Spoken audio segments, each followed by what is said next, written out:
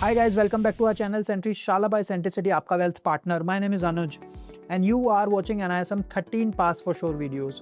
NISM का जो 13 exam है, जो कॉमन डेरिवेटिव्स एग्जाम है, उसके हम वीडियोस बना रहे हैं जो SI के लिए यूज होता है, स्पेशलाइज्ड इन्वेस्टमेंट फंड्स के लिए. और हम अब तक इक्विटी जो बुक है, इक्विटी डेरिवेटिव्स की बुक है, उसमें से हम 9 चैप्टर्स कवर कर चुके हैं. आज हम चैप्टर नंबर 10 की बात करेंगे जो है sales practice and investor protection services. तो चलिए समझते हैं आज इस चैप्टर में हम क्या क्या पढ़ेंगे.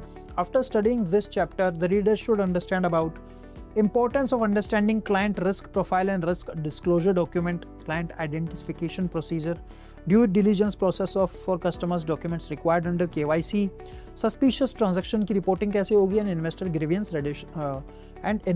grievance redressal mechanism.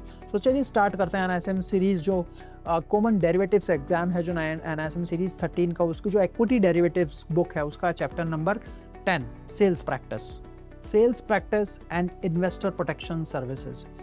इंडिया की जो फाइनेंशियल इंडस्ट्री है, जो फाइनेंशियल इंस्टीट्यूशंस हैं, वेल्थ मैनेजमेंट इंस्टीट्यूशंस हैं या फाइनेंशियल सर्विस है, सो ये बहुत ही important and major role play करते हैं when it comes to investor protection services and sales practices. So financial institutions जितने भी हैं उनकी एक कस्टमर ओरिएंटेड अप्रोच होनी चाहिए, यानी कि उनको कस्टमर को सर्विस देने वाली अप्रोच होनी चाहिए, जहाँ पे sales of the products are customer led and always accompanied by efficient and appropriate advice. So आपको एक क्लाइंट को इस तरीके से एडवाइस करनी है, उसका रिस्क रिटर्न समझते हुए उसको एडवाइस करने की कोशिश करनी है. एथिक्स को आपको फॉलो करना है, वेल्थ मैनेजमेंट के जो एथिक्स हैं आपको उसको फॉलो करना है. सिर्फ प्रोडक्ट सेल करने के लिए आपको उस क्लाइंट को सिर्फ बेचने के पर्पस नहीं होना चाहिए when it comes to wealth management services, when it comes to financial planning and sales practice. कोई भी फाइनेंशियल प्रोडक्ट या डिस्ट्रीब्यूट करने से पहले भी. And it can be stated that customer जो है उसका राइट है to get good advice. Finance employees have the duty to give good advice. तो जितने भी फाइनेंस रिलेटेड एम्प्लॉयज़ हैं उनकी ये ड्यूटी बनती है कि वो एक अच्छी एडवाइस अपने क्लाइंट्स को दें. देखिए कुछ पॉइंट्स बताता हूँ जो इन्वेस्टर्स के लिए भी बहुत ज़रूरी हैं. आपकी स्क्रीन पे आ गए होंगे. Investors should be careful. Investors को केयरफुल रहना चाहिए when it comes to that opportunities जहाँ पे ये मेंशन होता है कि आपको स्पेक्टेकुलर प्रॉफिट्स हो जाएगा, रात रात आपका पैसा डबल हो जाएगा, या जहाँ पे गारंटेड रिटर्न्स मिलने की बातें बोली जा रही हैं. तो जो इन्वेस्टर्स शुड बी अवेयर, और ऐसी चीज़ों में इन्वेस्टर्स को नहीं पड़ना है. इन्वेस्टर को ये भी माइंड में रखना है कि no investment is risk free. दुनिया में ऐसी कोई इन्वेस्टमेंट नहीं है, ऐसी कोई फाइनेंशियल इन्वेस्टमेंट नहीं है जो रिस्क फ्री है. Each and every financial instrument has some risk. वो रिस्क के चैप्टर में हमने कवर किया, आप वहाँ से देख सकते हैं. And returns are related to the risk taken and hence there can not be a product in the market जो आपको ज़्यादा रिटर्न दे देगा और रिस्क फ्री होगा. सो जितना ज़्यादा रिस्क लेंगे उतना ज़्यादा आपको रिटर्न मिलने की संभावनाएं होती हैं, बट इट डजंट मीन वो मिलेगा ही मिलेगा रिटर्न, राइट.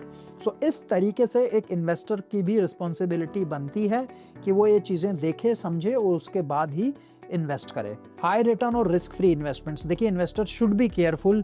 दिस टाइप की अपॉर्चुनिटीज़ आती हैं जो प्रॉमिस करती हैं, जैसे कि मैंने आपको बताया, जो गारंटेड रिटर्न्स मिलेंगे, आपका स्पेक्टेकुलर प्रॉफिट होगा, रातों रात आपका पैसा डबल हो जाएगा. ये ऐसी डील्स होती हैं जो सुनने में बहुत अच्छी लगती हैं, लेकिन ये they can wipe out your whole portfolio, they can wipe out your whole capital. So ऐसी चीज़ों से हमें दूर रहना है, इनमें नहीं पड़ना है. हमें ये समझना पड़ेगा कि जो हर इन्वेस्टमेंट का एक रिस्क है and each and every investment has a risk. Low risk investment जो अपॉर्चुनिटीज़ हैं, but one has to keep in mind that no investment is risk free. तो आई एम अगेन रिपीटिंग कि ऐसी कोई investment नहीं है जो रिस्क फ्री है. Returns are related to the risk taken. जैसे इक्विटी में equities are high risky, but equities are also tend to give you higher exponential return when the investments are for longer period of horizon, right. So इस तरीके से अपने client को समझाना है कि सर अगर आप इक्विटी में भी इन्वेस्टमेंट कर रहे हैं तो आपका जो होराइजन है वो बड़ा होना चाहिए. कोई ये स्टेटमेंट नहीं दे सकता है या देनी चाहिए कि रातों रात आपका पैसा डबल हो जाएगा डेरिवेटिव्स यूज़ करते हुए या ऑप्शंस यूज़ करते हुए. ये बहुत बड़ी और गलत स्टेटमेंट है, और अगर कोई भी इन्वेस्टर ये स्टेटमेंट सुन के आता है तो उसका बहुत ज़्यादा नुकसान हो सकता है डेरिवेटिव्स में. इसीलिए ये चैप्टर रखा गया है जिसमें हमें यही समझाने की कोशिश की गई है बाकी डेरिवेटिव्स का यूज़ जब हमें करना है तो प्रॉपर नॉलेज के साथ करना है। ये नहीं कि सिर्फ किसी ने बोल दिया कि इसमें ज़्यादा प्रॉफिट हो सकता है इसलिए इन्वेस्टमेंट कर दो, it can wipe out your whole portfolio. Again I am saying derivatives are the weapons of mass destruction. So please इन चीज़ों से आप दूर रहें जब तक आपको पूरी नॉलेज इसमें नहीं है। इन्वेस्टमेंट एडवाइजरी सर्विसेज की अब बात करते हैं।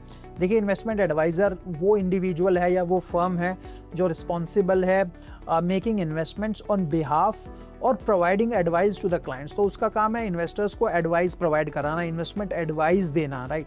सो उसका यही काम है कि उसको best interest of their clients में काम करना है, कि क्लाइंट का इंटरेस्ट सबसे पहले रखना है और as per his interest, as per his risk return profile उसको एक बेस्ट इन्वेस्टमेंट एडवाइस अपने क्लाइंट को समझा के देनी है। ये नहीं कि उसका मिस अप्रोप्रिएट करना है उसकी मनी का, और सिर्फ मिस अप्रोप्रिएट करते हुए आप उन फाइनेंशियल इंस्ट्रूमेंट्स में पैसा लगवा रहे हैं जिनमें आपका ज़्यादा फ़ायदा हो सकता है। ये सब नहीं करना है। Investors should be careful to review their monthly account statement.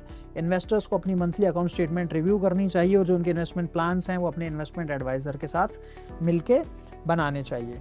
Unsuitable investment recommendations. देखिए, कुछ अनसुटेबल इन्वेस्टमेंट रिकमेंडेशंस होती हैं जो इन्वेस्टमेंट एडवाइजर्स कुछ अपने क्लाइंट्स को करते हैं जो कि इन्वेस्टमेंट ऑब्जेक्टिव्स को मीट नहीं करती हैं। तो ऐसा नहीं उनको करना चाहिए और एक इन्वेस्टर को भी समझना चाहिए कोई भी फाइनेंशियल इन्वेस्टमेंट करने से पहले। Investors seminars. Investment advisors commonly invite investors to attend seminars. So जो इन्वेस्टर्स एडवाइज़र होते हैं वो इन्वेस्टर सेमिनार्स बुलाते हैं, इन्वेस्टर अवेयरनेस प्रोग्राम करते हैं। दीज जो ये सेमिनार्स होते हैं, advisers often use sales tactics to pitch unsuitable products. तो ऐसा नहीं करना है किसी भी इन्वेस्टर को, सेल्स एडवाइज़र को या इन्वेस्टमेंट एडवाइज़र को। और एक बेहतर डिसीजन लेने के लिए भी एक प्रॉपर एडवाइस की ज़रूरत है, लेकिन एडवाइज़र को भी चीज़ें ध्यान में रखनी पड़ेंगी कि कोई भी गलत सेल्स टैक्टिक्स यूज़ ना करे। अब बात करते हैं चर्निंग की। देखिए, चर्निंग क्या है? Churning means the buying and selling of security, higher buying and selling of securities. ज़्यादा पोर्टफोलियो में चर्न करना, बाय करना, सेल करना to earn and generate commissions, it is called churning. So churning is ज़्यादा not allowed, अच्छी बात नहीं होती है ज़्यादा चर्निंग करना पोर्टफोलियो में, ऐसा बोला जाता है। बट देखा जाता है कि कुछ ब्रोकर्स पोर्टफोलियो चर्न करते हैं और इन्वेस्टर्स को भी अभी तो बहुत चीज़ें हो गई हैं, हर ट्रेड की कंफर्मेशन दी जाती है, बट पहले ब्रोकर्स इस चीज़ का काफ़ी फ़ायदा उठाते थे, चर्न करते थे पोर्टफोलियो को और वो उससे कमीशंस जो ब्रोकरेज है वो बनाने की कोशिश करते थे। तो churning is not a good option और churning is not good thing at the end. अब समझते हैं risk profile of the investors. देखिए, जो इन्वेस्टर्स का रिस्क प्रोफाइल है, so people invest in various investment products, जैसे कि आपका फिक्स्ड इनकम इंस्ट्रूमेंट्स हो गया और मार्केट ओरिएंटेड इन्वेस्टमेंट्स हो गई। देखिए, सम ऑफ द की पैरामीटर्स क्या हैं रिस्क टॉलरेंस के, जैसे कि डिपेंड करते हैं वो एज पे, पर्सनल इनकम पे, कंबाइंड फैमिली इनकम पे, आपका ऑक्यूपेशन कितनी है। इस तरीके से क्लाइंट्स की फाइनेंशियल प्लानिंग की जाती है और ऑब्जेक्टिव क्लाइंट्स के इन चीज़ों को मद्देनज़र रखते हुए क्लाइंट की रिस्क प्रोफाइलिंग की जाती है और एक उनको इन्वेस्टमेंट ऑप्शन सजेस्ट किया जाता है। Written anti money laundering process. अब देखिए, बात करते हैं एंटी मनी लॉन्ड्रिंग प्रोसेस की। ईच रजिस्टर्ड इंटरमीडियरी, जितने भी रजिस्टर्ड इंटरमीडियरी हैं इंडिया में, should adopt written procedures to implement the anti money laundering process. तो क्लियरली बोला गया है जितने भी रजिस्टर्ड इंटरमीडियरी हैं उनको एक प्रोसेस बनाना पड़ेगा to implement anti money laundering provisions, as जो एंटी मनी लॉन्ड्रिंग एक्ट में बोला गया है। ठीक है, सो इसमें policy of for acceptance of clients, procedure of identifying of clients and transaction monitoring and reporting, specially suspicious transaction. जो भी सस्पिशियस ट्रांजैक्शंस होते हैं, 10 लाख मिनिमम 10 लाख से ऊपर के जितने भी ट्रांजैक्शंस हैं सस्पिशियस ट्रांजैक्शंस, उनकी reporting anti money laundering act को की जाएगी। अब बात करते हैं क्लाइंट आइडेंटिफिकेशन प्रोसीजर की। क्लाइंट आइडेंटिफिकेशन प्रोसीजर में आपका KYC करना होता है, नो योर कस्टमर, जहाँ पे क्लाइंट का एड्रेस प्रूफ लिया जाता है, क्लाइंट का आधार कार्ड लिया जाता है या पैन कार्ड लिया जाता है, क्लाइंट की ईमेल ID, पासवर्ड और सारी बेसिक चीज़ें लेके फिर उसकी KYC बनती है, नो योर कस्टमर, और उसके बाद ही वो इंडिया में फाइनेंशियल इंस्ट्रूमेंट्स में इन्वेस्टमेंट कर सकता है। अब समझते हैं इन्वेस्टर्स ग्रीवियंस मैकेनिज्म को। देखिए, each exchange has a process of grievance mechanism. जितने भी एक्सचेंज है इंडिया में, सबका एक प्रोसेस है ग्रीवियंस को एड्रेस करने का, और जितने भी इन्वेस्टर्स की ग्रीवियंस हैं उनको एक प्रॉपर तरीके से उनको रिड्रेस करने का, उनको उनको समझने का और उसका सोल्यूशन देने का। All exchanges have a dedicated department to handle grievances जो भी आती हैं against the trading members and issuers.